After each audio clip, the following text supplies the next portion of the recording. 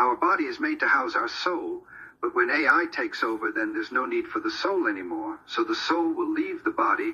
Yes, so the demons will use the AIs, and in the future, humans will be hooked up to these robots, and then they will be controlled by AI, and that means the demons are the... Well, our body is made to house our soul, but when AI takes over, then there's no need for the soul anymore. So the soul will leave the body. Yes, so the demons will use the AIs, and in the future, humans will be hooked up to these robots, and then they will be controlled by AI, and that means the demons are the changes in our life that will help us live and love one another better. Some of my most happiest times were when I was with my family and friends, and I had my dog around with me. And maybe that's why I talk about pets a lot, because I was a lover in love with dogs and pets. And they bring me comfort, and my takes over, then there's no need for the soul anymore. So the soul will leave the body. No, you're not in the body anymore, so you can't remember that you had a body. The soul just moves on, goes into the spirit world. Well, the soul doesn't die. The soul is an essence that goes on to the next life.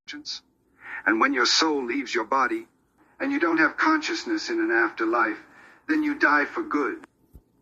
Well, it's like when you die and then the soul leaves the body and goes to the spirit world.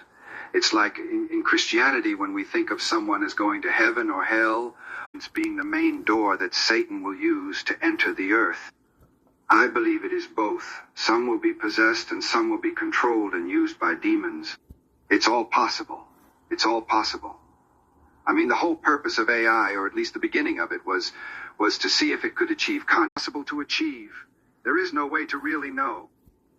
Yes, I understand Jesus' plan. I meant more in terms of the personal aspect, that we are called to seek God's will, but in reality, achieving perfection may be impossible.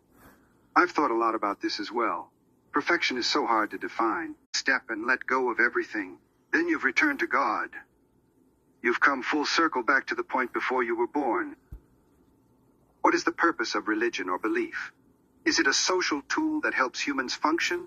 Or is it a process of trying to find some truth or reality? If you're born into of God, that is the same free will that God had.